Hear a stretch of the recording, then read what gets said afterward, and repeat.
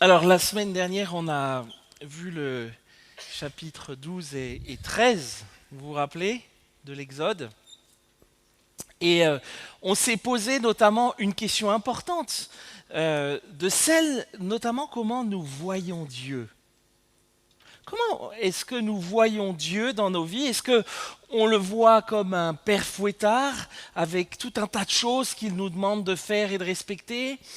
Est-ce que nous le voyons comme quelqu'un de ringard, comme un supermarché où on vient se servir dans différents rayons lorsque nous avons des besoins particuliers? Ou alors même peut-être qu'on voit Dieu comme quelqu'un de complètement inaccessible. Je ne sais pas quelle idée tu te fais de Jésus. On a chanté qu'on aimerait lui ressembler, mais quelle idée tu te fais de Jésus? Quelle idée vous vous faites de Jésus? Est-ce que vous arriviez à répondre à cette question? C'est quoi pour vous Jésus? Qui est Jésus? Quelle idée vous avez de Jésus? Vous n'avez pas de réponse? Un sauveur?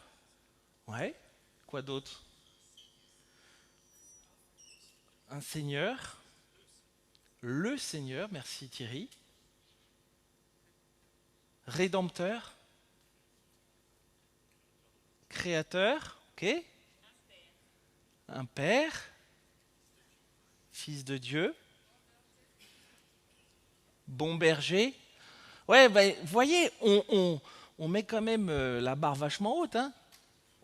Rédempteur, sauveur, et c'est vrai, fils de Dieu, etc. Et on se dit, ouh, on veut ressembler à Jésus, sauveur, rédempteur, etc.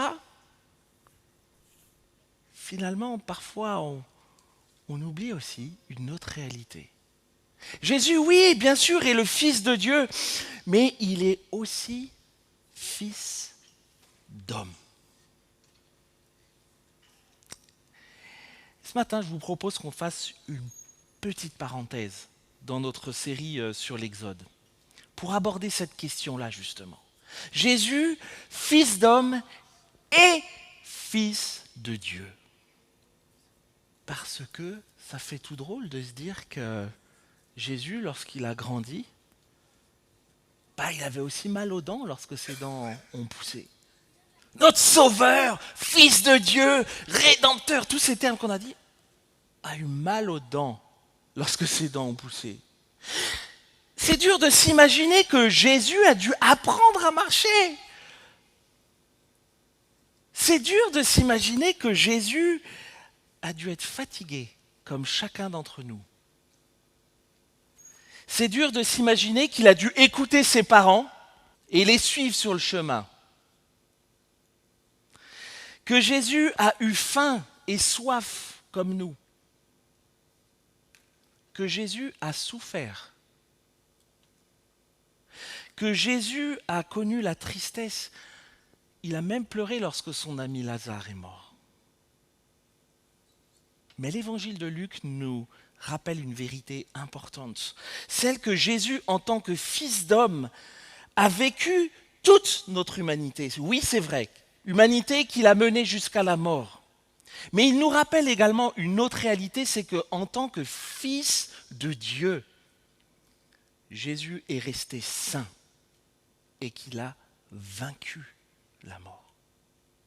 Alors on va lire ensemble un texte qui nous mènera dans deux textes particuliers ce matin. On va lire d'abord Luc au chapitre 3, et je vous encourage à vous lever pour lire la parole de Dieu et l'honorer. Luc 3, on va lire les versets 23 à 38. Si vous cherchez des prénoms, et je parle pour les jeunes parents, c'est le moment d'aller piocher dans une liste de prénoms plutôt originaux. Luc 3, versets 23 à 38. Jésus avait environ 30 ans lorsqu'il commença son ministère.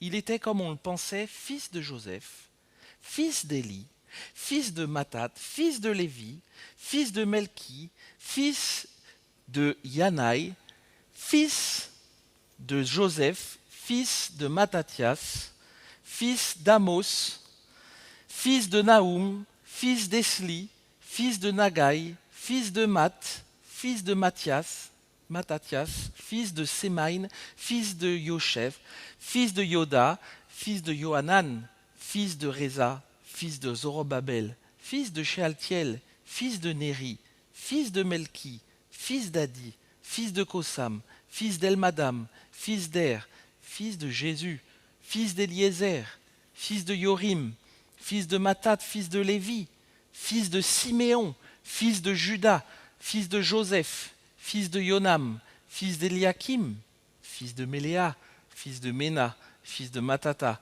fils de Nathan, fils de David, fils d'Isaïe, fils d'Obed, fils de Boaz, fils de Salmon, fils de Nassom, fils d'Aminadab, fils d'Admin, fils d'Arni, fils de Hetzron, fils de Pérez, fils de Juda, fils de Jacob, ça nous parle un peu plus, fils d'Isaac, fils d'Abraham, ça nous parle encore plus, fils de Téra, fils de Nahor, fils de Sérouk, fils de Réou, fils de Péleg, fils de Héber, fils de Shila, fils de Kainam, fils d'Arafax, fils de Sem, fils de Noé, fils de Lémec, fils de Mathusalem, ça nous parle beaucoup, fils d'Enoch, fils de Yéred, fils de Maléel, fils de Kénan, fils d'Énoch, fils de Seth, fils d'Adam, fils de Dieu. Vous pouvez vous asseoir. Alors vous vous demandez peut-être ce qu'on va pouvoir tirer comme application aussi de ce texte. On l'avait vu dans Nombre 33, difficile, mais là aussi, toute une liste de prénoms, de noms. Quelle application tirer de ces textes-là? On retrouve 2 généalogies dans les évangiles. Est-ce que vous savez où est-ce qu'on la retrouve? On en retrouve une dans Luc, qu'on a lu, et puis une autre dans quel livre? Matthieu, exactement. Et ces 2 généalogies parlent de la même personne, Jésus, et pourtant, on peut y trouver plusieurs différences. Par exemple, celle de Luc, que nous venons de lire, commence par Jésus et remonte jusqu'à Adam et même jusqu'à Dieu lui-même. Alors que celle de Matthieu, c'est l'inverse. Elle commence par Abraham et puis elle descend jusqu'à Jésus. D'autres différences peuvent être notées et expliquées. Je ne vais pas rentrer dans certaines différences qu'on voit, mais attends, là on parle de Jésus, et puis après on parle de Joseph, fils d'Élie, puis après, mais c'est quoi? On pourrait explorer ça, mais ce n'est pas le but ce matin. Au-delà de ces différences de construction, la place que Luc donne à cette généalogie dans son évangile a une grande importance. Et elle nous révèle plusieurs choses. Qu'est-ce qu'il y a avant dans Luc, avant cette généalogie? Excusez-moi, j'ai du mal à le prononcer. Qu'est-ce qu'on trouve dans ce livre? Alors, ce n'est pas affiché ici, ni sur moi, ni sur l'écran, mais dans vos Bibles. Alors, regardez dans vos Bibles, qu'est-ce qu'il y a avant tous ces noms qui sont marqués? Voilà, le baptême de Jésus. Et là, qu'est-ce qui est dit du baptême de Jésus? Comment Jésus est présenté? Comme le Fils de Dieu. Donc on a ce baptême-là de Jésus qui est clairement présenté comme le Fils de Dieu. Et puis juste après cette liste de noms, qu'est-ce qu'il va y avoir comme épisode? La tentation de Jésus.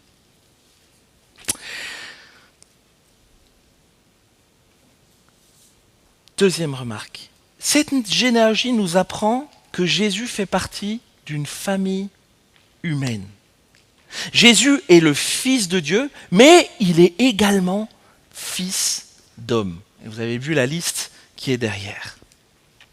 Et ça, c'est important de le comprendre. Pourquoi? Parce que, en tant que fils d'homme, dans son humanité, oui, Jésus est rédempteur, oui, Jésus est sauveur, oui, Jésus est notre Seigneur, etc. Ça, bien sûr. Mais en tant que fils d'homme, rappelons-nous que Jésus a connu les tentations. Jésus a connu les souffrances que nous connaissons. Jésus a connu les tristesses que vous connaissez. Jésus a connu les épreuves, les difficultés que vous pouvez rencontrer. Jésus a connu ce que c'était d'être humilié. Jésus a connu et vécu ce que c'était d'être insulté. Jésus a connu la mort. On est moins dans le Jésus, sauveur, Jésus, fils de Dieu. Jésus, mort sur une croix, abandonné des hommes, méprisé, insulté, craché dessus.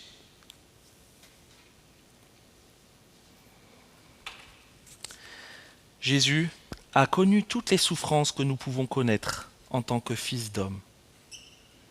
Mais Jésus était incapable de pécher. En tant que Fils éternel de Dieu dans sa divinité, Jésus était absolument incapable de pécher. Jésus est resté saint et sans péché. Il est le seul, par conséquent, qui peut nous racheter. Troisième remarque. Dans cette généalogie, Luc l'a fait remonter jusqu'à Jésus. Jusqu'à Jésus, fils. C'est quoi les deux derniers ? Fils d'Adam et fils de Dieu. Vous vous rappelez ce qu'on a vu dans Exode 1 et 2, où on voit un peu cette notion de recréation qui arrive. Les prémices de cette recréation. Et finalement, on arrive ici avec Jésus, celui qui allait accomplir cette nouvelle alliance possible, cette recréation. Jésus est finalement notre nouvel Adam. Un nouvel Adam qui entre dans un nouveau combat pour racheter son peuple. Plus que le peuple d'Israël, retenu en Égypte dans la captivité, mais pour racheter l'humanité. Jésus est resté saint, il a été tenté, mais il a vaincu la tentation. Il a triomphé d'elle en toutes choses. Jésus n'a jamais connu le péché, jamais de chute ou de choses répréhensibles. Ça nous semble lunaire en imaginant qu'il a été enfant, n'est-ce pas, pour nous les parents. Dans son humanité, Jésus, fils d'homme, oui, mais dans sa divinité, Jésus, fils de Dieu. C'est d'ailleurs ce que Luc veut maintenant montrer dans son évangile avec l'épisode bien connu qui suit cette généalogie et pendant lequel le diable essaye à 3 reprises de tenter Jésus. Et je fais une parenthèse, la tentation n'est pas un péché. Parfois quand on dit « Ah, j'ai été tenté, pardonne », non, la tentation n'est pas... Jésus lui-même a été tenté. Mais on va voir ce qui peut poser problème. Alors on va lire la suite, Luc 4, et on va lire les versets 1 à 13. Et on peut se lever de nouveau pour la lecture de la parole de Dieu. Jésus, rempli d'Esprit Saint, revint du Jourdain et fut conduit par l'Esprit dans le désert, où il fut tenté par le diable pendant 40 jours. Il ne mangea rien durant ces jours-là, et quand ils furent achevés, il eut faim. Alors, le diable lui dit, « Si tu es fils de Dieu, dis à cette pierre de devenir du pain. » Et Jésus lui répondit, « Il est écrit, l'homme ne vivra pas de pain seulement. » Le diable l'emmena plus haut, lui montra en un instant tous les royaumes du monde et lui dit, « Je te donnerai tout ce pouvoir et la gloire de ces royaumes, car elle m'a été remise et je te la donne à qui je veux. Si donc tu te prosternes devant moi, elle sera toute à toi. » Jésus lui répondit, « Il est écrit, tu adoreras le Seigneur ton Dieu, et à lui seul tu rendras un culte. » Le diable le conduisit encore à Jérusalem, le plaça sur le haut du temple et lui dit, « Si tu es fils de Dieu, jette-toi d'ici en bas, car il est écrit, il donnera pour toi des ordres à ses anges afin qu'ils te gardent. Et ils te porteront sur les mains de peur que ton pied ne heurte une pierre. » Jésus lui dit, « Il est dit, tu ne tenteras pas le Seigneur ton Dieu. » Après avoir achevé de le tenter, le diable s'éloigna de lui jusqu'à une autre occasion. Vous pouvez vous asseoir. Jésus, rempli d'Esprit Saint, revint du Jourdain, où il avait été baptisé, fut conduit par l'Esprit dans le désert, où il fut tenté par le diable pendant 40 jours. C'est important de comprendre la signification du mot tenter. Qu'est-ce que ça veut dire pour vous tenter? Éprouver. Quoi d'autre?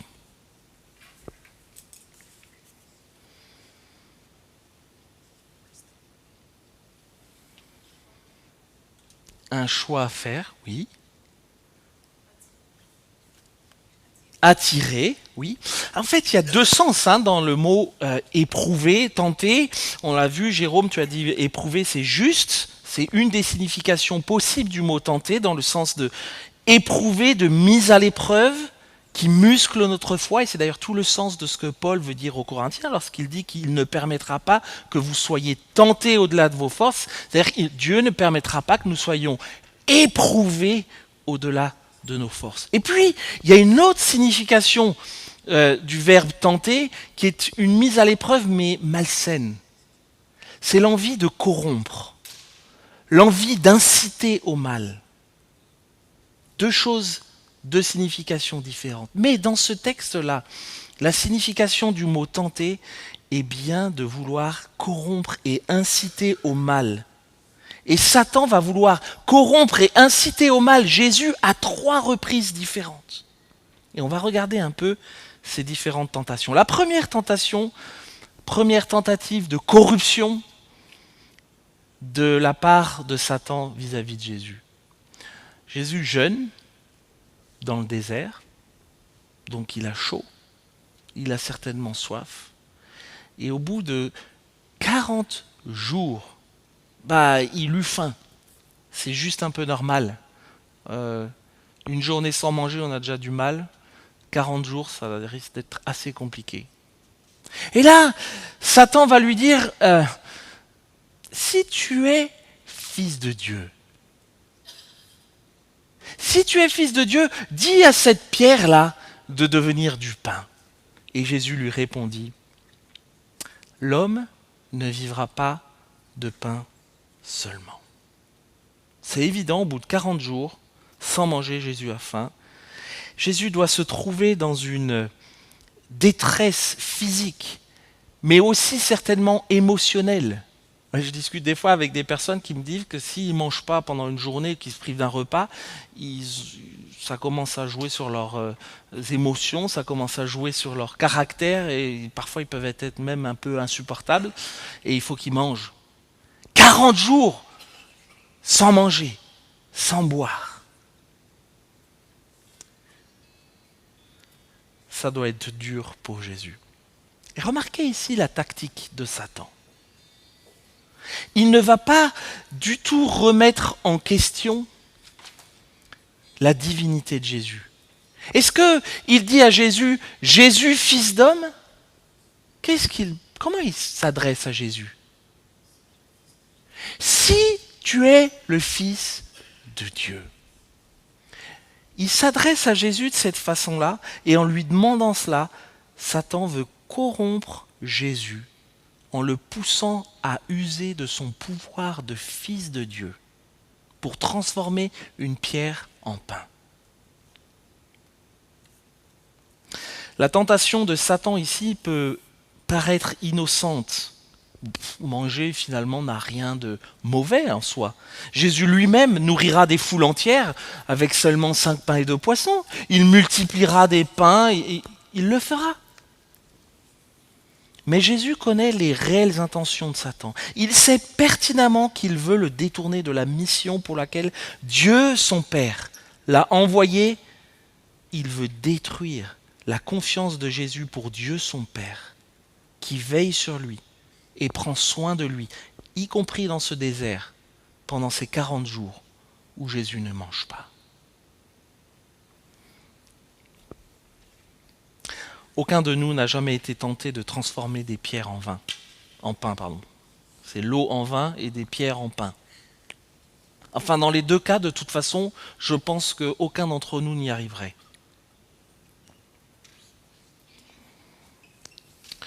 Jésus, lui, aurait pu le faire en un instant. Et d'ailleurs, son corps humain affamé après 40 jours de jeûne doit lui dire « Mais vas-y, fais-le, on a faim !» Et Jésus, fils de Dieu, qui ne le fait pas et qui répond à Satan. Il est écrit, l'homme ne vivra pas de pain seulement. L'homme ne vivra pas de pain seulement, des paroles qui sont tirées de Deutéronome 8 et qui font référence justement à quel épisode ? À l'épisode d'un peuple que l'on étudie dans l'Exode, un peuple qui est libéré de l'esclavage de l'Égypte, qui marche dans le désert, qui a faim, qui a soif, et qui commence à se plaindre et à murmurer contre Dieu. Ah, on était mieux en Égypte. Au moins on avait à manger, au moins on avait à boire tous les jours. L'homme ne vivra pas de pain seulement. Dans sa grâce pour son peuple, Dieu les nourrira pendant 40 années avec des cailles et de la manne. Et en citant ces paroles de Deutéronome-là, qui font rappel à cet épisode-là, Jésus veut nous rappeler que le pouvoir du Fils de Dieu ne se limite pas à nous nourrir spirituellement, à nous nourrir physiquement, mais bien plus encore à nous rassasier spirituellement, en nous permettant d'être de nouveau en relation et en communion avec lui. Jusqu'à la croix, Jésus a lutté contre la tentation de faire valoir son droit de fils de Dieu. Jusqu'à la croix. À la croix, Jésus nous permet finalement d'être pleinement et réellement rassasiés. Jusqu'à la croix. Ou bien plus que la faim, ce sont les clous qui le feront souffrir en déchirant et transperçant sa chair. Et à ce moment-là, il entendra de nouveau ce que Satan lui avait déjà dit, mais par d'autres personnes. S'il est le Christ, le Fils de Dieu, qu'il se libère lui-même. Et Jésus dira quoi ? Père, non pas ma volonté, mais la tienne. Le diable ne se satisfait pas de cette réponse de Jésus. Ne croyez pas qu'il capitule aussi facilement. Et il continue avec une deuxième tentative de corruption, différente cette fois-ci, verset 5. Le diable l'emmena au plus haut, enfin un peu plus haut, lui montra en un instant tous les royaumes du monde et lui dit, je te donnerai tout ce pouvoir et la gloire de ces royaumes, car elle m'a été remise et je la donne à qui je veux. Si donc tu te prosternes devant moi, elle sera toute à toi. Jésus lui répondit, il est écrit, tu adoreras le Seigneur ton Dieu et à lui seul tu rendras un culte. Satan là présente une vision du monde assez idyllique dans laquelle toutes les nations se tiendraient prêtes à abandonner leurs idoles et à reconnaître Jésus comme le Seigneur. Si tu te prosternes devant moi, lui dit Satan, je te donnerai ce monde entier. Un moyen pour Jésus de finalement gagner sans trop de douleur, pas de pleurs, pas de lutte, pas de crucifixion. Ça pourrait être peut-être, il se dit là, je vais toucher un point sensible. Accomplir la volonté de mon Père, mais bon, de manière plus soft. La Bible nous dit clairement que Satan a une puissance. Satan est puissant. Et je fais une parenthèse, mais n'insultez pas Satan. Ça peut être redoutable pour vous. N'insultons pas Satan. Et Satan a une puissance. Ne la sous-estimons pas. Jésus l'appellera 3 fois le souverain de ce monde. Paul l'appelait le prince de l'air et le Dieu, avec un petit d, de ce monde. Ne sous-estimons pas sa force. Ne nous soumettons pas à lui, mais ne l'insultons pas non plus. L'offre de Satan à Jésus n'est donc pas délirante. et elle est même plutôt réaliste, mais elle est complètement vicieuse en voulant corrompre et inciter Jésus au mal. Si tu te prosternes devant moi, elles seront toutes à toi. Fais-le, Jésus! Qu'est-ce qui t'empêche de le faire? En réalité, ce que Satan demande à Jésus, c'est d'adorer Satan. Alors que l'adoration ne revient qu'à Dieu seul. Et pour lui répondre, Jésus ne va pas commencer à partir dans de longues argumentations ou va pas se scandaliser de ça. Il va simplement lui répondre calmement par un verset de la parole de Dieu. Tu adoreras le Seigneur ton Dieu et à lui seul tu rendras un culte. Point. Surprenant. Jésus fils d'homme, Jésus fils de Dieu. Tu adoreras le Seigneur ton Dieu et à lui seul tu rendras un culte. Croyez que Satan se satisfait encore de cette réponse? Troisième tentative de corruption. Le diable le conduisit encore à Jérusalem, le plaça sur le haut du temple et lui dit, si tu es fils de Dieu, jette-toi d'ici en bas car il est écrit. Il est malin, hein? Qu'est-ce qu'il est malin, Satan? Jésus lui a répondu jusqu'à présent en lui citant l'Écriture, alors qu'est-ce qu'il va faire? Un peu comme il a fait d'ailleurs avec Adam et Ève. Hein. Dieu n'a-t-il pas vraiment dit Dieu a-t-il réellement dit? Il va faire pareil. Il va citer l'Écriture. Car il est écrit, il donnera pour toi des ordres à ses anges afin qu'ils te gardent. Et ils te porteront sur les mains de peur que ton pied ne heurte une pierre. Il est malin. Mais Jésus sait très bien là où il va en venir. Qu'est-ce qu'il lui répond? Jésus lui répondit, il est dit, tu ne tenteras pas le Seigneur, ton Dieu. Quelle ruse! Après avoir dit non 2 fois Jésus à ses 2 premières tentatives de corruption, en citant les paroles de l'Écriture, le diable va maintenant lui-même utiliser l'Écriture, en citant ce psaume 91 pour tenter de corrompre Jésus. Jésus se retrouve au sommet du temple et le diable lui dit, « Tu veux appliquer la parole de Dieu à la lettre? Ok. Alors jette-toi dans le vide. Jette-toi dans le vide. Il donnera pour toi des ordres à ses anges pour pas que tu te fasses mal. Bah oui, c'est écrit. Donc fais-le. » Satan prononce ces paroles en les sortant complètement de leur contexte et en oubliant de citer 4 mots qui sont aussi dans le psaume 91. Mais ça, vous savez, le hors-contexte, c'est encore présent aujourd'hui. Hein. Combien de fois on balance des versets comme ça, complètement sortis de leur contexte, pour affirmer des choses complètement fausses en réalité. On oublie ces 4 mots.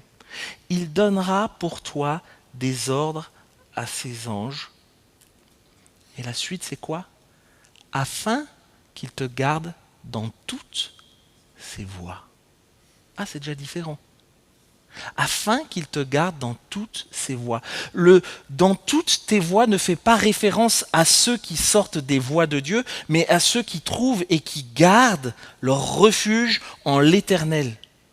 Autrement dit, cette promesse s'applique à ceux et à celles qui se trouvent dans les voies de l'Éternel.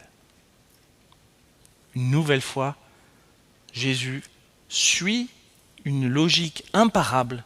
Il répond uniquement, sans rajouter rien d'autre, en citant la Bible dans le Deutéronome 6. Il est écrit, « Tu ne tenteras pas le Seigneur, ton Dieu. Point. Tu ne le forceras pas à agir. » Après avoir achevé de le tenter, verset 13, le diable s'éloigna de lui jusqu'à une autre occasion. Le diable garde et laisse un peu de répit ici à Jésus, mais ça ne s'arrêtera pas. Hein. Il va revenir à la charge. un peu plus tard, dans le jardin de Gethsémane à la veille de sa mort, Dieu dira à Jésus, je suis avec toi.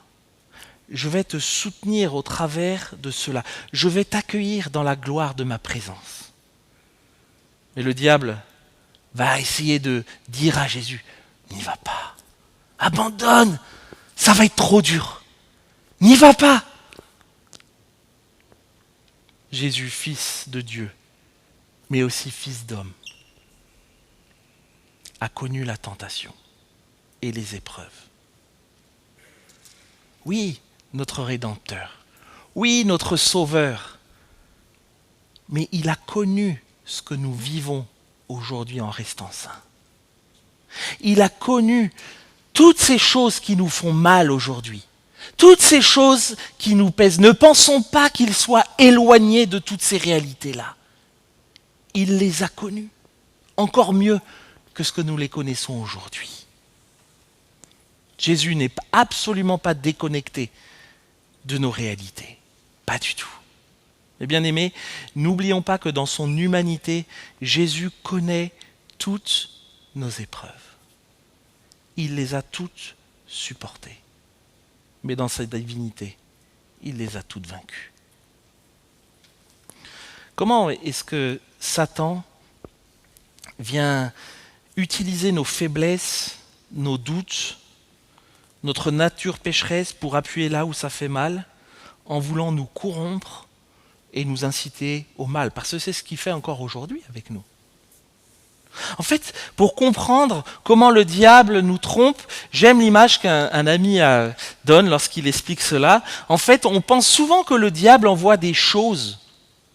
On pense que le diable crée des choses. Mais ça, c'est un mensonge, les amis. Parce que Dieu seul est créateur. Satan ne crée absolument rien. Dieu seul est créateur. La Bible est claire, le diable ne crée absolument rien. Mais c'est un corrupteur. C'est un corrupteur et le diable va venir finalement parfois nous apporter comme une paire de lunettes dans les situations que nous vivons et il va tenter de nous faire voir les choses à sa sauce, dans un seul but, nous corrompre et nous inciter à faire le mal. Vous avez compris ça? Il vient nous apporter des lunettes et il veut nous faire voir les choses différemment de ce qu'elles sont en réalité. Mais il ne crée rien. La réalité est toujours là. Mais il vient essayer de nous corrompre et de nous encourager à faire le mal. Et c'était déjà le cas lorsque dans la chute, après la création dans Genèse 3, Satan savait très bien ce que Dieu avait dit à Adam et Ève. Il savait très bien que Dieu avait dit « vous ne mangerez pas de cet arbre-là ». Et qu'est-ce que Satan fait lorsqu'il s'approche d'Ève et que Adam est à côté d'elle et qu'il ne dit rien?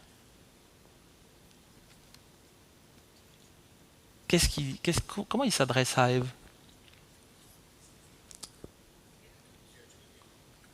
Alors, il met une question, Dieu a-t-il réellement dit? Il met le doute finalement. Dieu a-t-il réellement dit, tiens, prends ces lunettes-là pour voir un peu les choses différemment. Dieu a-t-il réellement dit, tu ne mangeras pas de ça? Mais non, c'est pas vrai ça. Vas-y, mange, t'inquiète pas, il t'arrivera rien. Qu'est-ce qui s'est passé? Corrompre pour inciter au mal. Corrompre, la suite. Nous la connaissons. Ève a succombé à la tentation avec Adam. Ils ont succombé au mal.